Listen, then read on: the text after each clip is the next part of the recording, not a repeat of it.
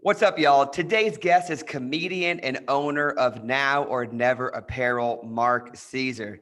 Me and Mark came up in New Orleans comedy around the same time, 2004-ish, but it took us a long time to formally work together, though I definitely Yeah. knew who this man was. But once we did, I regretted not linking up with him sooner.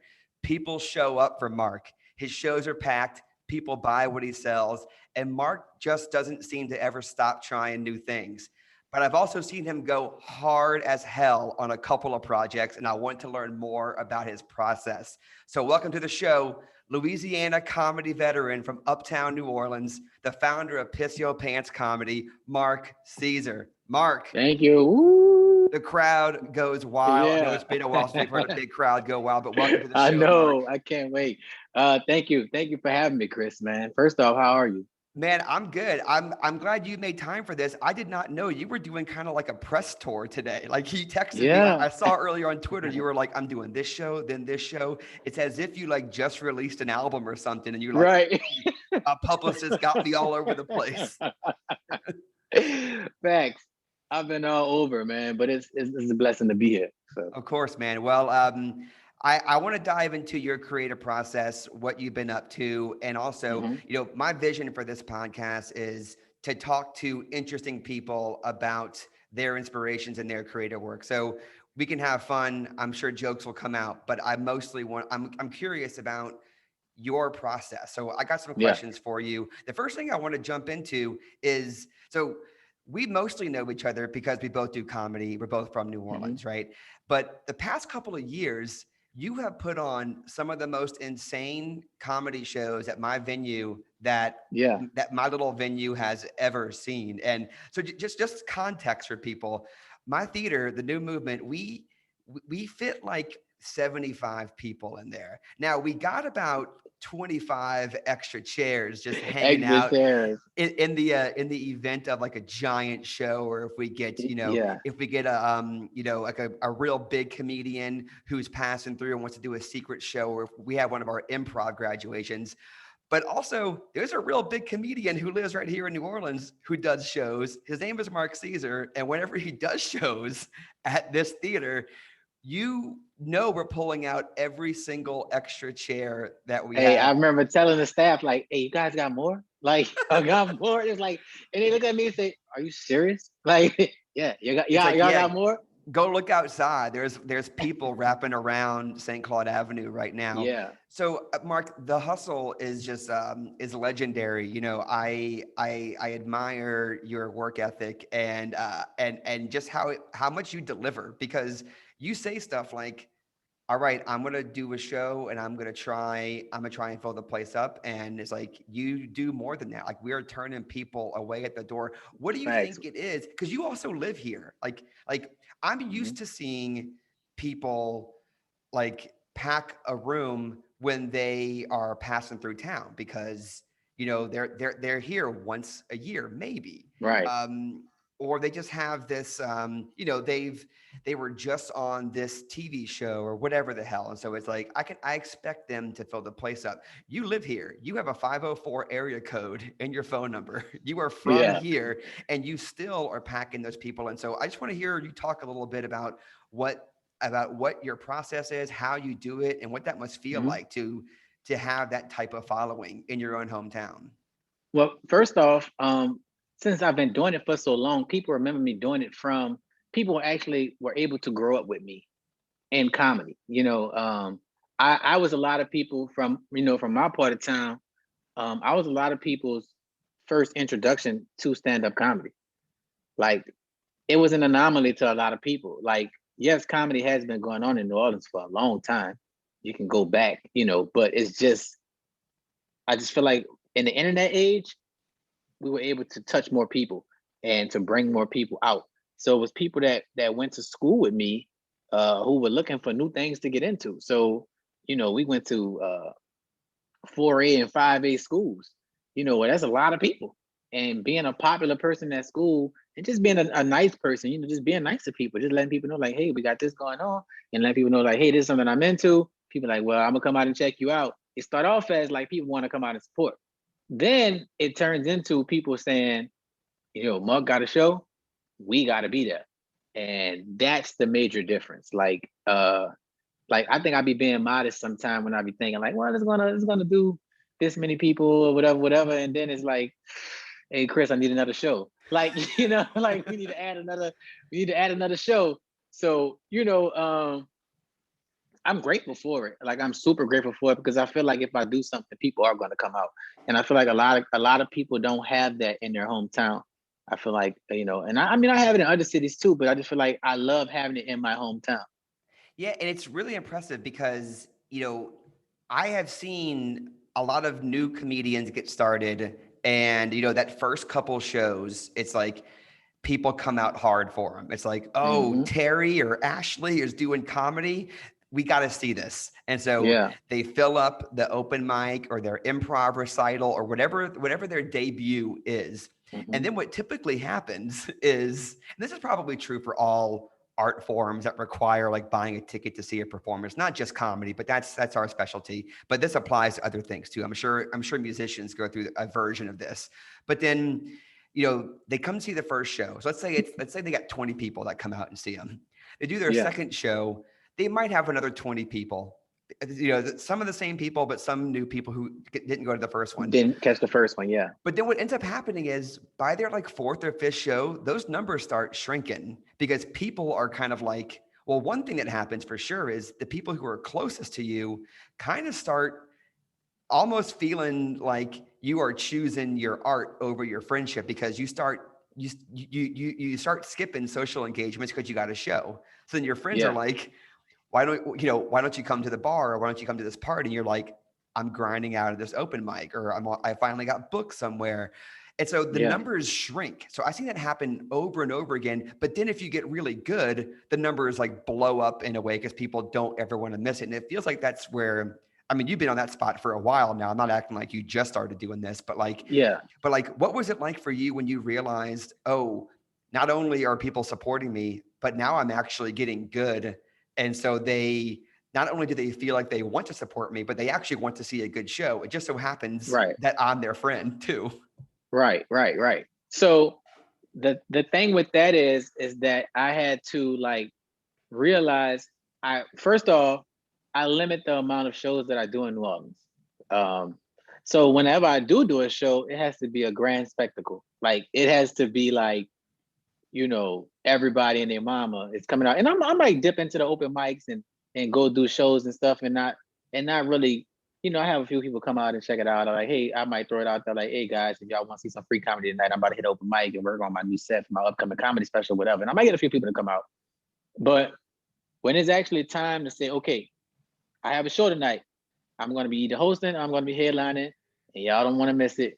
And then people don't want to miss it. They make an event around it. They get a sitter. They buy tickets, and I feel like people can trust the quality of event that I'm going to give them, and they like that.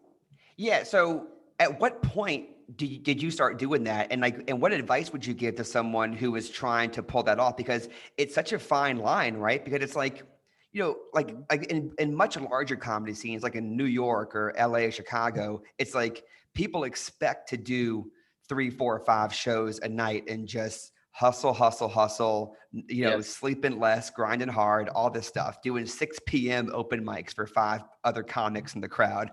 And there's Right. this element of do as many shows as possible. In a city like New Orleans, where, I mean, now in 2021, well, pandemic aside, you can get up every night of the week. You can, Yeah. but it You wasn't can that get up way. every night. It It was wasn't not that that way way. for Not a even 5 years long, ago. no. And so a lot has changed. But to go back to what we're saying, it's like, what's the line between, okay, I'm trying to do as much stuff as possible because I want to be as good as I can, but I also don't want Mhm. to overexpose myself. Right. So I think people are kind of reluctant to promote to their people. Like I've actually had venues in the city, not venues, but people that might have been running a mic that running a room that booked me, and they didn't like the way I was promoting it. They didn't like the way that I was promoting it, but I'm like, my form of promotion is effective. So I don't understand why you wouldn't want people to be here, but Wait, but what didn't they like about it? they just I don't know, they just didn't like the way that I made it sound, or made it sound like it was more of a show than it was. I like to blow stuff up. I feel like everything I do is big, you know? So I feel like I want people to understand that they're not just coming to any old open mic. I want them to understand they're coming out to see me perform, or, you know, to see me do my thing. So I feel like that was the difference. And the way I promote to people is I let them know, like, look, man, if you don't catch me today, you're not gonna catch me tomorrow. And I look at it like the Michael Jordan mentality, right? Well, Michael Jordan mentality, not shooting shots, but selling shoes, right? Because we all know Jordans. Jordans aren't the most uh expensive shoes in the world, but they get a reputation of being expensive. I mean, a pair of New Balance costs more than a pair of Michael Jordans, if we're being real. And they're But uglier. right, but think about this though. You can go get those New Balance right now. But those Jordans, once they're gone, they're gone. So it's only a limited amount that you can get them. So it creates a buzz. It creates an atmosphere to where people are fanatics. So it creates a fandom of the situation. Even if the product isn't as great, the fandom is there. I just want to make sure I keep giving great product along with the fandom. Yeah, heard that. So it's like scarcity is it's part of the plan, which Right. makes a lot of sense. It's very tempting, you know, as someone you know who in the same line of work as you, you know, it's tempting to continue to keep like, to do as many shows as possible. It's tempting to be like, man, look at my calendar. I got stuff, you know, every night this week. I got 3 shows Friday, 3 shows Saturday, and I've been in that spot before where I was thinking like I came from like a almost like a festival mentality where it's like, man, I want my Mm-hmm. calendar to be slam packed because I think it looks cool. And in some ways, it did, but in a lot of ways, you know, I was not creating scarcity for myself, especially in this city. You know, I wasn't, you know, I was all over the place. So it's 2 completely different ways of trying to reach the same goal. But one thing about the way you've done it is, I mean, it's proven successful in terms of like box office draw too, because, you know, Yeah. again, I ran a venue that you did shows at. I saw the money. I saw the people. I saw the interns pulling out more chairs. Yeah.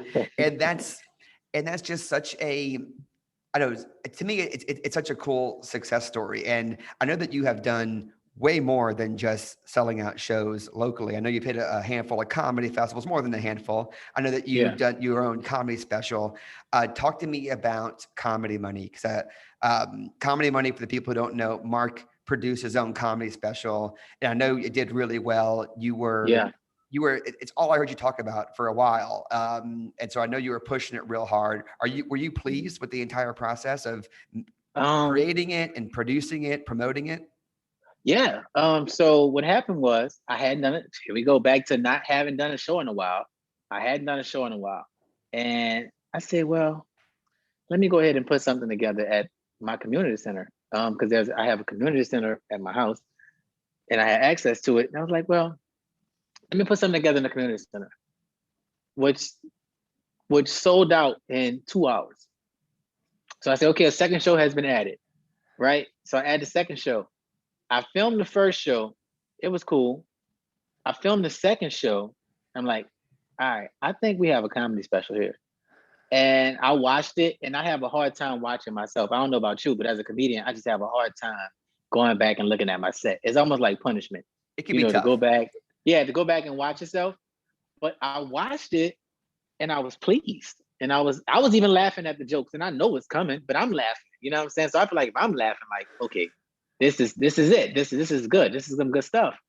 And I put it out. I had a friend from Kansas City. He who I had performed. We had toured together, and he seen I was about to put the special out, and he asked me how I was going to do it. And originally I was going to put it out on flash drives. I was going to just sell flash drives or whatever. He was like, are you familiar with Kev on Stage? And I was like, yeah, I'm familiar with Kev on Stage. He said, well, Kev on Stage put his comedy special out on this site called Gumroad, and I'm going to put mine out on the same thing. You should check it out. So I check out Gumroad, and I realized I can put my comedy special up on a digital streaming platform for free. And I can make all my money back off of it. It's like iTunes. It was like putting it on iTunes. And I make a great percentage of it back. Over 8% of it. I mean, over basically over 80%, basically over over 80% of the money, comes back to me. So I'm like, well, that's a win-win. I don't have to pay any upfront costs, anything, and the quality of the comedy of the special was good. So I was like, all right, let's put this out. The sound was good, everything was a go.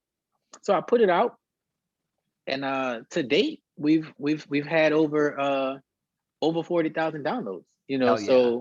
So that comedy special changed my life. Like comedy money definitely changed my life. And it's wasn't like saying that, oh, I'm getting rich off comedy. No, comedy money was saying my family think I'm getting rich off comedy.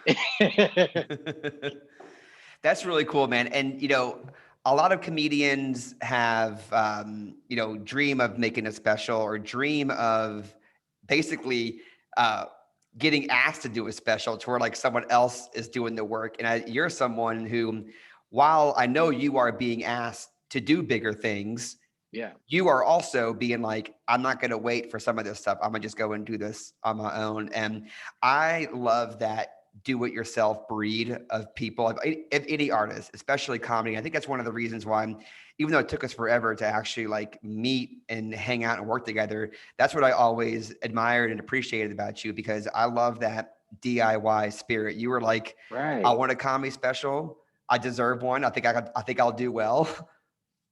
I'm just going to go and do it. And Yeah. I think that's so cool. What do you think about people who are maybe trying to do stuff like that before it's time? I feel like people can see your success and want to say, oh, if he's doing it, I can do it. Right. And I think that's a bad, I think that's a bad take, because if you think about it, you didn't see all the work that went into it. You didn't see the grind. You didn't see all the years of this not being able to be a thing that can be done. Well, not saying can't be done, but shouldn't have been done. So people see that and be like, oh man, I want to put out a comedy special. Then you put out a comedy special and you're in debt now because you spent so much money on getting a set designed and putting it out and getting lights and all that kind of stuff, which is not cheap. We know this. Long as we've been in the game, we know this. We know that this stuff is not cheap. So actually having those things, and then now you're in over your head and you don't make any money off the special, because who are you going to sell it to? Are you going to sell it to the people that have been coming to your shows constantly and seeing the jokes over and over? Like, who are you going to sell it to? So you have to have this in your mind. So people, you have to have a formula, like of, okay, who's my audience? What platform am I putting it out on? Like, do research. Do people even still have DVD players? Like, you know what I'm saying? Like do the research to see how you're going to put your art out into the world. So that's what I would say. I'd be like, I wouldn't tell anyone to not do it, but I would tell them to actually do the homework before doing it. Yeah, and that's big too, because I think a lot of people can look at someone who's doing it themselves, and if they don't think they deserve it for some reason, or if they have underestimated the work ethic or their history of hustling, they might think, oh, well, anyone can do that. Let me go and do that. And it's like you said, you're in way over your head, because some people, I think, are really good at handling the business side and the artistic side. And some people are really bad at that. And you got to figure out what your balance is, because Right. a lot of people are at a zero when it comes to business, and they're all art, which is cool. But then you are relying on someone else, on another gatekeeper, to basically say, come on in, like, I'm going to put you over. Yeah. I got a big thing for you. But if you can have a little bit of the business side, or at least figure out how to make it work for you, you can make some big strides on your own. And I think that's really important, no matter what the art is. Yeah, because at this point in my career, I feel like I'm way past just being funny. Like, I have to make sure the business is in order. Like, that's the main important process of it, is making sure the business is in order. Because the funny is going to come. I've been funny for a long time. I haven't been business minded for as long as I've been funny. So I have to make sure that I give more attention to the business side of things, because funny is going to be funny. We know that the jokes are going to be there. But any day you can lose the business side of it and be lost. Yeah, heard that. So Comedy Money is a success. I'm going to put the link to that in the show notes for this. Now, I want to talk about some stuff that maybe has been less successful, or just things you tried and you're like, I got to move off of this because I mean, I don't know anything specific, but there's got to be some stuff that you've been like, let me try this thing out, or I'm gonna do this, this is gonna be my new thing. And then you're like, oh, damn, this is not working for me for whatever reason. And then you made the smart move to get out, because everyone has stuff like that. So what are some of your like moments, or not moments, but projects that you're like, okay, I thought this was a thing, but maybe it's not a thing. And what did you learn from it? Yeah. I would just talk about, I would just say opening a comedy club. When I opened up my comedy club, I forgot about that. Yeah. So opening up the comedy club, it was tough. It was tough having a business partner in that aspect. And my business partner that did most of her work in Chicago, and went to Second City and was a graduate of Second City and things like that. But it's actually just the business side of things were lacking in that, in that environment. So I felt like while I took that lesson and took that loss and took it on the shoulder, it's something I'm definitely going to get into again. It's just that timing wasn't ready. It just wasn't ready.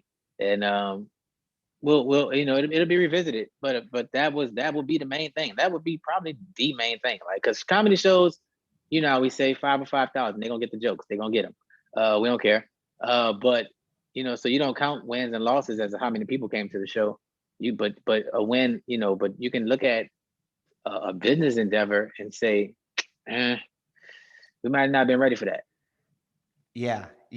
Well, I remember when you were first talking about that, and as we were saying before, you get a lot of support. I know it's not as easy as this, but as as someone who's your friend who's worked with you, but I'm still like, I'm like one step out of like the inner circle, but I still see you. I know what you're up to. Yeah. And when I see you talk about something like that, I see all the support that you get right away, and I think your recovery is really interesting. And I think it's one of your assets, because I think some people would have taken that, and I don't know exactly what happened. We don't got to get into whatever happened, but just I think a lot of people would have been like, man, this was so hard. I'm out the game entirely, or I'm afraid to show my face, or how can I do anything in this world again, or I got to go in hiding for a long time. A lot of people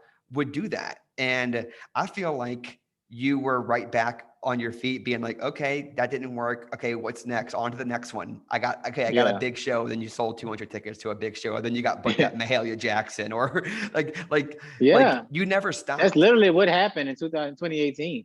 So the club closed in July. And then, if you remember, in September, we did Pitch Your Pants Comedy Night at the New Movement, 2018. It's 2018. And we ended up having to add another show. Remember? Yeah. So then we had all those cars parked on St. Claude, and the line was bananas. And like, people were watching it from the ticket office, and we had people in the VIP, in the holding area for the comics. We had people in the walkway, where the comics walk to the stage at a New Movement. Like step over people. We had people in the DJ booth watching the show in 2018. So that was all a bounce back. That was all the bounce back, and just kept it going. Just took that hit, took it on the chin, and just kept on going.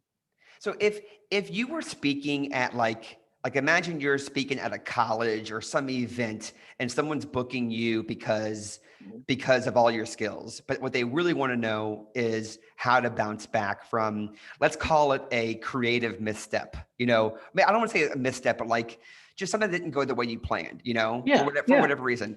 What would be like, what's the title of your PowerPoint? You're like, what's your main takeaway? What do you say to someone who was like, I took my shot and I missed, or whether it was my fault or not? What do you say? I would say, I think the name of my PowerPoint will probably be resiliency. The grind don't stop. Like resiliency in like big, like bubble letters, like curved. Bubble letters? It was like the old the old WordPress from when we first started learning PowerPoint was in school, and like so, in bubble letters, it's gonna say resiliency, and then under it's gonna say the never give up story. You might need to throw some like swords or some like Right. It had to explosions have on some there. noises and like some shing shings, like things like that on that stuff. So, okay, something that me and you have in common is one, that resiliency. Two, I think that the way we promote shows is similar, or like, or the way that we approach branding and like Yeah. packaging and experience. And we're both from New Orleans. We've never talked about this before, Mark, but I want to know, like, I realize when I look back at me in high school, I realize right now how much I learned from No Limit and Cash Yeah. Money and the way they So promoted stuff. And we never discussed this before, but I know that you probably pull a lot of inspiration from those days too. oh yeah, I grew up under Baby. So Baby and my mom grew up together, and I was always around Baby. Baby bought my mom a car when they dropped to get to roll on video. Baby bought my mom a Camaro, I love it. 1997 Camaro on some 17-inch momos, and I remember like it was yesterday. She had a T top, and so that's her friend, So that's like an uncle to me. So growing up around Baby, I've seen it. I've actually seen success and seen how it can happen. Like you watch a movie, like say you watch a movie and they have the time lapse of like from them going on, like for a movie about like an artist, right? And you say they have the time lapse of them like having shows with nobody there, to going on tour and recording the album and all this and that. And I feel like I watched that through my own eyes with Cash Money, you know. So I feel like I get a lot from Cash Money, right? My only, but it's funny you bring up the No Limit and Cash Money thing, because the only gripe I have with that is that they never worked together. And to say that they were so successful to be from the same city in the same neighborhood, was just, it's ridiculous that they never, that you can't pull up a song where it's some No Limit cats and some Cash Money cats, from our childhood, that are on a song together. So I feel like when we started working together, it was definitely different, because people always, this, how they said New Orleans comedy scene is like this side and that side, right? Right. When in actuality, I think this, like, people want to say it's a white side, black side, and I think Oh, it's I think you're actually, right. I think it's, people say this, but I actually think it's a who gets paid and who doesn't side. So I think that's why we connected, because it was like every time I've ever done a show with you, when you called me and said, "Hey, Mark, do you want to get on this show?" You never looked at me and said, "Oh, he's from that other side. He's not going to come get on this show." You hit me up and we got on the show, and you always put money in my pocket. So I look at it like that, right? Like it may not be like what I would make on one of my own shows, but I appreciate, even getting any kind of bread. I wasn't doing nothing. I just came to the show, you know what I'm saying? And like I had to do a lot of gas money or nothing. So I look at that and I say, that's the sides, right? That's the two sides of New Orleans comedy. It's not black and white. It's the people that make money and the people that just do it because they're doing it. And I would never ever understand why people would have a problem with that, with somebody actually doing something that they have a talent at doing and getting paid for it. I would never in my life understand that. I had a comedian friend who has been on New Orleans comedy scene for a while, and he's from Boston, but he's been on New Orleans comedy scene for a while. And he told me, we talk a lot. He was like, "Mark, you know what they say about you?" He said, "They say that you're just a hustler. Like you're they admire the way that you hustle, but they don't know why you get the numbers you get. Like as to say I'm not funny. You know what I'm saying?" And I told him, I said, "Well, they should do a show with me so I could bust their ass on stage." But but but that's the thing, right? And I feel like that shouldn't be an issue. I feel like people should do this craft, and if there's an avenue to get paid in it, I think they should try to get paid in it. Yeah, absolutely. And I think you're totally right. To to broaden the scope a little bit and just make this about all art scenes while using New Orleans stuff as an example, I think that is absolutely something that is an issue within communities. It's like once someone starts breaking out in any way, even if it's a small way, anyone who hasn't broken out yet, who thinks that they should have, is going to be tempted to have an issue. Now, if you do it, now if you break out like 10 times as much, now you got 10 times as many people take an issue, and not everyone will. You know, it's not like as easy as, you know, person A is successful, person B has a problem.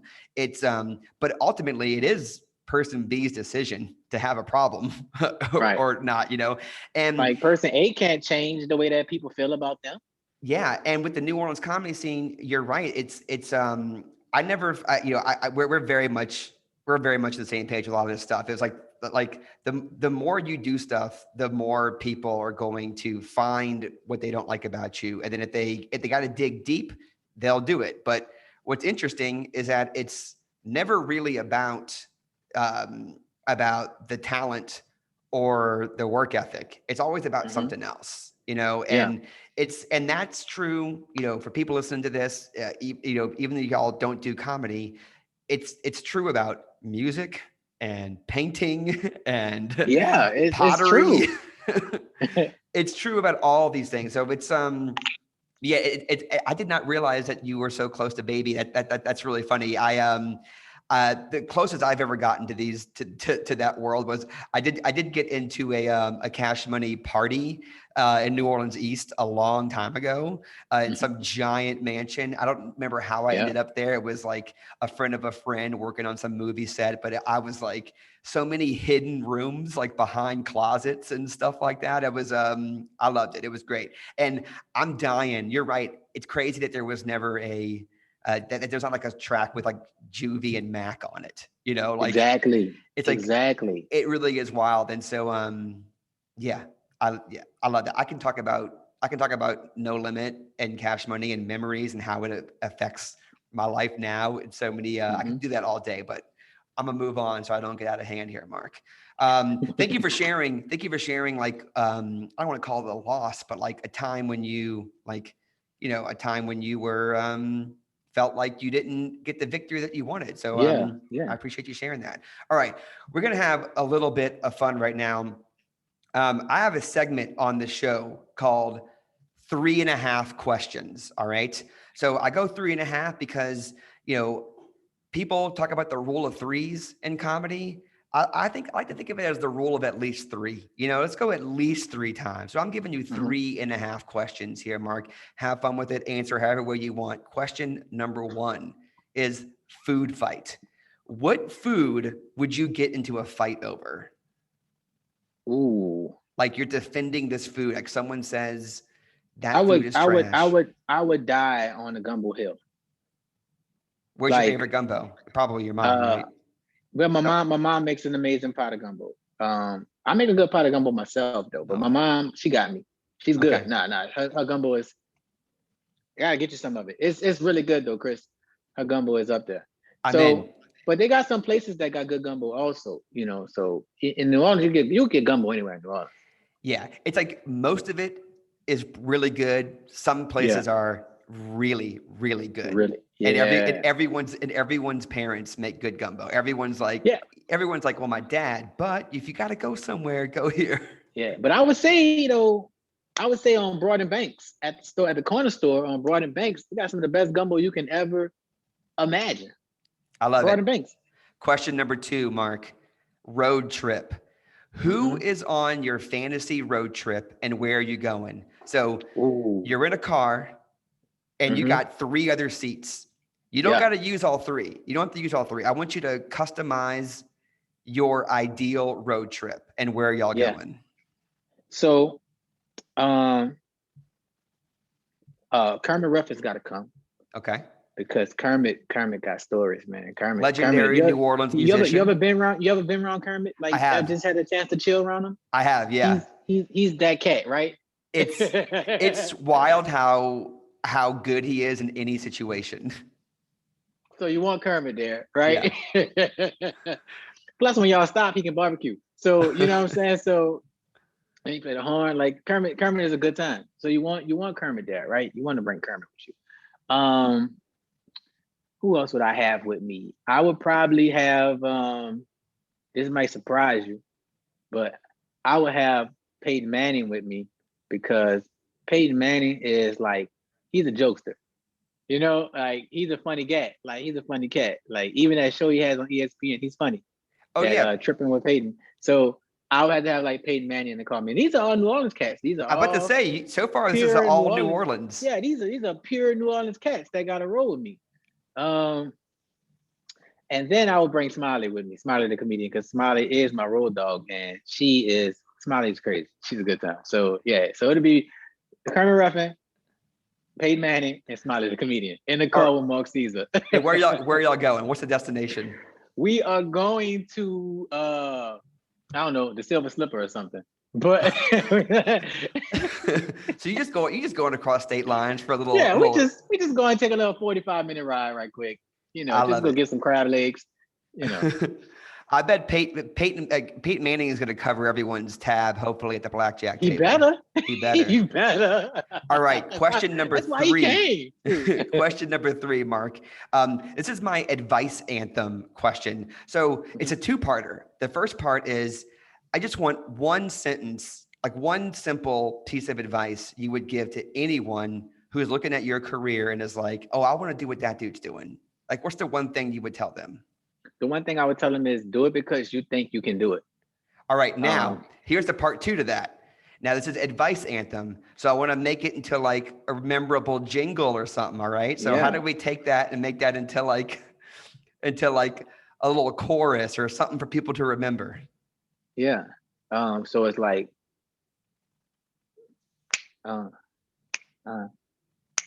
do it, cause you can do it. Do it, cause you can do it. Yeah, right. you know what I'm saying? Like something like that. Like do it cause you can do it. Don't do it because I can do it. Do it cause you can do it. I love that. All right, because I promised a half question. I got an easy one right here. Question 3.5. Whatever, man. Run them. I want them. Instagram or Twitter? One's got to go. Buy Instagram. For real? Yeah, buy Instagram because once they got rid of chronological order, it was over. It was over. Streets was done. Twitter, man. Twitter. All right, I hear you. I got 2 more quick things for you. Hey, I'm with it, Chris. I'm with it. One, yeah, this is good, man. I'm glad we're doing this. The first one is we got to tell people about Now or Never Apparel because Mark has a clothing line that, if you remember the beginning of the show, I said that people show up for Mark. When Mark says he's doing something, people are there. If Mark has something for people to buy, people are there supporting him. And it feels like they're doing it for him, but also for themselves. I think that they're like, I want to do this for me and I want to do it for Mark because I love Mark. Now or Never Apparel came out. I mean, I know you've been saying, Now or Never has been like a motto. It was my comedy tour. It was my comedy tour in 2016. And you turned that into a clothing line. Tell the quick story about this, when it happened and how it's going now. So Now or Never Apparel started in 2016, like I said, for my comedy tour. Then my comedy tour in 2017, we did 56 cities twice. So it was like people started recognizing me as, oh, that's your boy, Now or Never, So it just stuck to where Now or Never could never go away. And it took a break when Comedy Money came along and we pushed Comedy Money for a whole year. And then we was back to Now or Never. Then the pandemic happened. And when the pandemic happened, it was like, I need to do something. So I'm not going to be able to perform anytime soon. That's how I pay my bills. Being a full-time comedian, you have to eat. I have kids. Kids got to be taken care of. Life's got to stay on. So I decided to make Now or Never a brand. Make it its own standalone brand, its own LLC, everything, its own store. So then it just took off, like ridiculously took off. I never in my life thought I would sell clothing outside of just merch at shows, And now I'm actually designing clothes and putting stuff together and sewing and all kind of stuff. It feels like you took the merch table and you were just like, I'm making a merch table a full time, not full time, not necessarily. I guess it is Yeah. full time, but like, Yeah. but you were like, you blew it up, and we're like, I always got a merch table, not just at my Exactly. shows. I always have a Yeah. merch table. So if I don't even have the merch with me at the show, I'll give out some drop cards or something, and they can log on to the site straight from the drop card and, you know, and pull it up and buy something or whatever. And it's good looking stuff too. I bought a shirt from you. I bought a hoodie from you. Yep. I love Always supporting. I love Hats. the way, oh, there you go. I love the way you put this stuff out there. And I feel like you are really good at documenting the process too, which I think is a big thing that I would say to people trying to get involved with any artistic creative career, is like documenting the process. I feel like you're not thinking, oh, I can't put out a video or a post unless it's absolutely perfect. I think you're like, I want people to know like how I'm doing it or where I'm at with it or how many I sold. And I never Yeah. feel, like it's like you're just like I guess for lack of a better word, that you're bragging whenever you say something like I sold out. I don't feel like I'd never read it as like Mark is just, bragging. I always read it as like, this dude is smart, and he's celebrating his success, and he's letting us celebrate with him. Like Yeah. it's not my clothing line. I got nothing to do with it. Yeah. But whenever you post those things, I got a little feeling of like, man, dude is crushing it, and it feels good. And I think that there's probably hundreds of people who are like me thinking that about you. And Yeah. something about People the way always that tell you me, are. people always be like, man, you know, you gave me motivation, bro. You know, you probably don't even know this. You know, I get so many people telling me about how much I motivate them, and how I would never know. You know, it'd be people who I've never even had a conversation with, people who just watch me from afar or whatever. Like, people actually really tell me how much I motivate them to do things that don't even have to do with anything that I'm into. You know, just the whole moniker of now or never. It just gets people on the side of, get people on the side to feel good, And I never want to put people in a position where they feel like they're not welcome to anything I have going on, or that we don't, that we won't click or anything, because I don't know you, So if we, just give it a chance, I'm pretty sure we could probably hit it off. So I think people like that about me. I think, and I'm not trying to do it. It's just the way I am. I try to be as genuine as I possibly can. But yeah, it's authentic. Yeah. People, that's a big buzzword these days. People are like trying to be authentic, but it's like you don't like, you shouldn't have to try. Like, I Mm-hmm. get you may have some sort of baggage about being your true self that you got to like get over, like, go to therapy, do what you got to do. But I think that you are a really great example of just being your authentic self, and it feels like it's paying off. What are you expecting to happen once pandemic stuff is all over with and let's just go ahead and say things are back to normal, just Mm-hmm. for argument's sake. Yeah. How are you going to balance doing comedy shows and running this apparel company? Bruh, I'm gonna hit the road so hard. Like, I'm getting my vaccine next week. Like, at first I was on the fence about the vaccine. But I feel like if I want to get back to work like I was working, I need to make sure that I'm going to be straight. And also returning back to my kids, so I don't need to bring anything back to them. So I feel like I'm gonna hit the road so hard, Chris. Like, it's gonna be crazy. And the apparel, I think it's just gonna get bigger, because now people can actually see me, as opposed to just being online. They can see me and they like, oh, I can advertise to them in their face, And I just I feel like as far as my career in comedy, I feel like I'm like right there. You know what I'm saying? I feel like I'm right there. I'm like two TV appearances away, Yeah, from yeah. like really like trying to blow the top off this thing, And I feel like I'm young enough still, and I still look young enough to where I can actually like really, really slide up in there and really like just blow the roof off. You dig? I feel like my next comedy special is going to be like, the thing, not my next one, but because I'm about to put out an audio tape, and I'm also going to put out a digital. I'm putting out 2 comedy specials this year, and I feel like, I don't know, man. I'm trying to get some like Grammy considerations for the Oh next shit. one. Like, you know what I'm saying? Like I'm trying to go for it. So but I'm actually trying those things. Like I'm trying to apply myself to those things. And I think my comedy album is gonna drop on Cash Money Records. So Is that a scoop? That's yeah, big. so yeah, it's gonna drop on Cash Money Records. I Oh didn't my tell anybody God. that yet. Yeah, this is here on your podcast. This is Damn. where it's at. That's So incredible. like I said, I'm trying to get some Grammy consideration with it, man. You know, my friend was gonna work with it, who was gonna engineer it. He passed away last week. Oh, So I just damn. feel like I really, really need to do it to honor his name and you know and put that out. But that's why when pandemic is over, whenever that may be. Don't that sound like I know. when when oh man, it's never over. But whenever we get the new normalcy, I just feel like I just owe it to myself and I owe it to the game to just go bananas. Like just go bananas, man. Just go crazy. And that's what I'm gonna do. That's what I'm gonna do. Dude, I love it. I'm always pulling for you. A lot of people pulling for you. Congrats on all your success. Before we go, I do something with everyone on this podcast, on this Hell Yes with Chris Trew podcast. I'm not always talking to comedians, but I'm talking to creative people about creativity, right?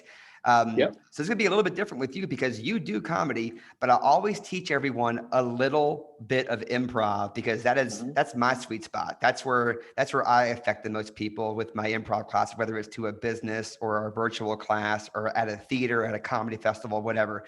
So I'm gonna do a real quick improv thing with you, Mark. This improv exercise is called Birthday. Basically, it's a heightening exercise. And I want to do heightening with you because you are so good at heightening your career. You know, it's like started off just doing a couple shows here and there. Then you start doing like these big venues. Then you start doing these tours and you got your merch line. So you are always heightening. So the way this exercise works is we're going to heighten each other's stuff one by one, all in the form of like a birthday. So it's going to start off with me saying like as an example, I might say, "Happy birthday, Mark. I got you a can of Coke." Then Mark is going to heighten that a little bit back to me. So he might say, "Happy birthday, Chris. I got you a vending machine." So that's like a lot more than a can. Then I might say, "Happy birthday, Mark. I got you the Coca-Cola bottling plant." So it's like we keep heightening the idea of Coca-Cola, but it keeps getting bigger and bigger, right? Bigger and bigger. And so we're going to keep going back and forth until I tell us to stop. This will be our last thing, Mark. So you ready? Let's do it. Yeah. All right, Mark. Happy birthday, Mark. I got you a Rottweiler dog. Happy birthday, Chris. I got you a Rottweiler and a kennel. Oh, thank you so much, Mark. Hey, happy birthday. I got you the patent for Rottweiler dogs. You're the only one who can breed Rottweiler dogs. Happy birthday, Chris. I got you with my patent from Rottweiler dogs. I got you a Rottweiler that barks in Spanish. My man, thank you so much. I appreciate that gift. It's very thoughtful. And by the way, I got you a birthday present too. I got you a Rottweiler that is as tall as the Empire State Building, and it's got on its collar, it's got bags of cash around its collar. Whenever you need a bag, you just ask the Rottweiler and it delivers. Well, that's so thoughtful of you, and I appreciate it because I love a good gift and I love some good cash. So for your birthday, I got you a Rottweiler that went up to the moon with Buzz Aldrich and Neil Armstrong, and this was the first Rottweiler to bark on the moon, and you could hear it all the way in New Orleans. All right, man. That's it. Thank you so much. Thank you so much, Mark. We couldn't go any further. We could probably keep going, but you know, we can probably go on and on. I know. It's like like people think that that it can't go any higher than the moon, but it's like there's a many moons, y'all. There's a lot of There's moons. many moons. Put a rock water on Jupiter's rings. Mark, thank you so much for hanging out with me on the show. Congrats on all your success and your continued success. I know you're not done. I know you still got a lot more to go. Not because you haven't been to places, but because you're the hardest worker and you're going to keep on pushing. So congratulations and thanks for making time for me in the show. Hey, thank you for having me, Chris. Once again, congrats on everything that you have done for New Orleans, well, for Louisiana comedy as a whole, even Austin comedy, everything that you've done, man, and things that you continue to do. You keep killing it with your wrestling stuff, everything you're hosting, man. You just always done some crazy shit. I'm like, man, what Chris got going on today? I love it though. So thank you for being a friend. Thank you for having me, and just, man, just bringing me to a whole another side, man. So thank you. Like, thank you. Yes, sir. Appreciate you. All right.